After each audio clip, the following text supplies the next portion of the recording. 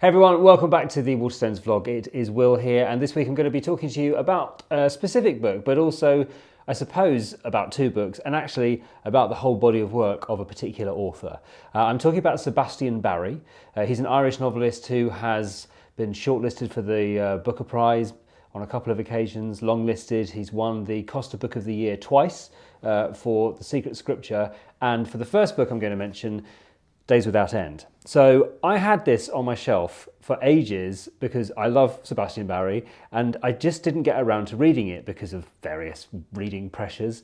And then when I knew that his next book was going to be a sort of sequel to Days Without End, I had all the excuse I needed to pick it up off the shelf and get reading. And it is an absolutely brilliant book, and so many of his books are. I mean, he's just a wonderful writer. And what I love about his body of work is that the novels are all sort of connected to each other because they tell the stories of various members of the same family. And you get to travel through sort of different time periods. Days Without End takes us way back in time, actually, to where some of his other novels are set. And in fact, we go back to the sort of 1850s initially, where Thomas McNulty has escaped the Irish famine and has made it across the sea to the US. And it sort of picks up his story there where he has become part of the army and he has met a man called John Cole. And the simplest way to describe their relationship is that these two men love each other.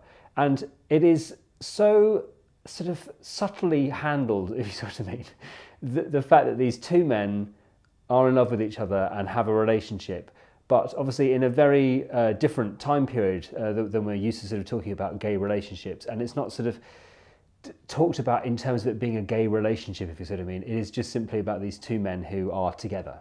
And obviously that presents all sorts of problems. But what Barry does brilliantly is to sort of show the very subtle ways in which their relationship works. And in fact, with Thomas McNulty, there is this brilliant aspect of him, which is that he enjoys wearing women's clothing, partly to do with the fact that they used to be part of a sort of entertainment troupe, the two of them, where they would dress as women and dance with other soldiers, and it became a very sort of successful enterprise.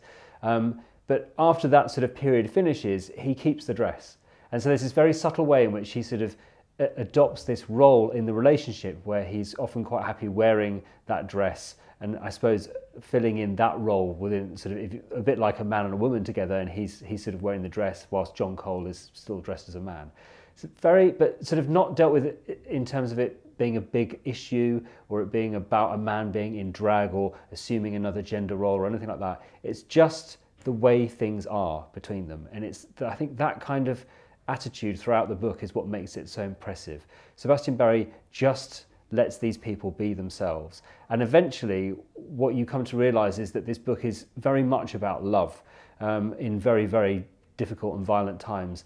They end up almost sort of adopting a young Native American woman, and she's a Lakota Indian, and they've sort of become this sort of slightly unconventional family unit with John, Thomas, and Winona, as she's called, becoming this kind of father, mother, and daughter, even though, of course, none of them are any of those things.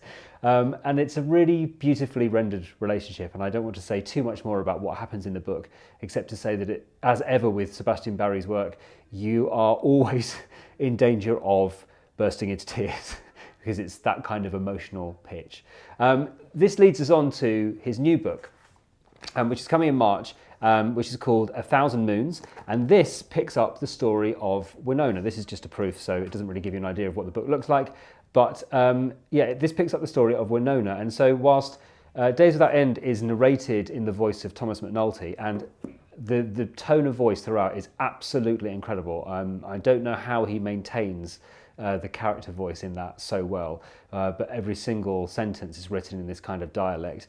This is in the voice of Winona, which is a very, very different voice. And so whilst we have the same characters and the same setting, this picks up where this book leaves off.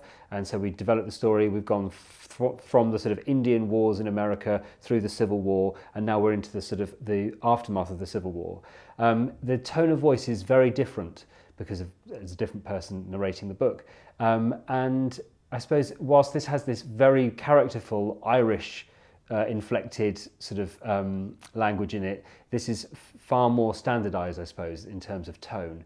And what's really interesting is, having known Winona in this book, from Thomas's point of view, you get right inside her head in this book, and you get to sort of see how she regards Thomas and John, and indeed some of the other characters that you've met in this book. And then, of course, through the course of this book, you get to know a lot of these characters very closely, and because they're dealing in violent times and against adversity, where there is the danger of injury and death all of the time, you do become really invested in their trajectory, and you're worried about them all the time. So again, tears a possibility. Again, this is another book which is fundamentally about love, and I don't want to give away anything about that. I will leave you to read it yourself, because again, there is another sort of relationship or a way of talking about two people who love each other, where there's not a sort of explanation needed or sort of too much framing of that relationship. It is just simply given to you as the reader to witness, and that is a very special thing. And so again, I don't quite know how he does it. He's a bit of a magician, but he just simply allows you, I suppose, to watch these people's lives, to become a part of their life, and to show the deep connection between people who love each other, and how, despite where they are and what time they are and what is going on around them, it is that bond, it is that sort of feeling that is the most powerful thing in their lives, and indeed in the book. So as you can tell, I have loved reading both of these books, and I think you will too, so do pick them up. The question of, do you need to read this book before you read this one, is not the right question. Why on earth would you deny yourself the pleasure of reading both? So do read both. There you go, that is all from me. I will be back, in fact, next week, very soon, with Kira Millward-Hargrave, where we will be talking about the latest in the Wolf Hall trilogy, the final part of the Wolf Hall trilogy, in fact, The Mirror and the Light by Hilary Mantel. So I will see you then. Take care.